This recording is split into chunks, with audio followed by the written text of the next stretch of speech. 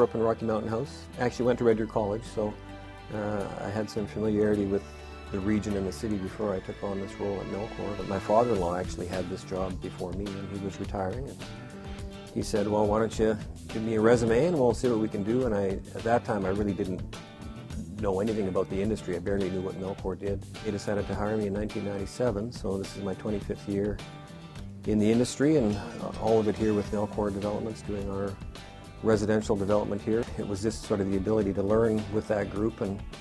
rely on those people to support me in all the things I didn't know, which was a pretty long list at that time. And it's still a pretty long list, but I've been able to keep the things I don't know more secret than the things I do know. I think we've done a pretty good job in Red Deer collectively of evolving with what the buyers are looking for, and doing a better job of our amenity space, the playgrounds, the trails, parks, that sort of thing. Housing is generally the most expensive thing that anybody will ever buy, so that's probably the biggest challenge, is to create a neighborhood that people want to live in and be a part of, and give them the amenities they're looking for, the size of lot they're looking for, but yet still keep the price where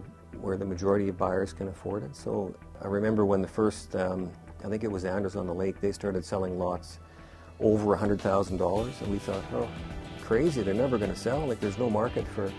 over that, and now you can't get one for under that, which means the lots tend to get smaller,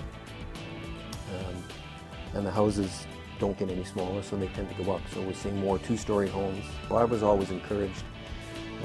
by the folks at Melcor in our Edmonton office to get involved, so one of the first things I did was got involved with the college. I was an alum of Red Deer College, and they were looking for people for one of their boards, so decided to run for school board in 2010. So I was a trustee at Red Deer Catholic for 7 years, and board chair there for 4, and then kind of partway through, towards the end of that time, the Canada Games became a big focus for our city, and they were looking for board members, so I thought, well, that's a pretty cool opportunity that it's not going to come along again, so had the good fortune to be appointed on that board. I've had the opportunity to be the board chair at Red Deer College since the fall of 2019, so I certainly never felt like an icon, because an icon seems to me to be somebody that should be, of course, much older than I am and has much more experience, but I guess when I really think about it,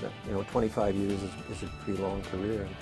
when I first started, we were a city of about 60,000, somewhere in that range, so we've added 40 to 45,000 people over the term of my career, and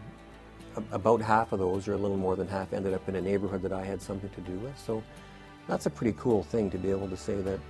I had a role in naming a community, or picking a street name, or designing a logo, that sort of thing. It's an honor to be in there with people like Gord Bonchy and Terry Lowen, and those that have received the award in the past. Phil Neufeld has been a good partner of ours, Art Anastasia with Abby Platinum, people that I've worked together really from that over that whole time period. There's only 4 of us, but Greg, Tyler, and Callie are a big part of our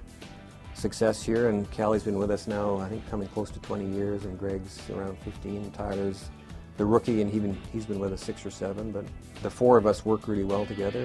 and as a developer, we work, I think, really well in the industry. So it's been just a really good ride for the 25 years, and not quite done yet.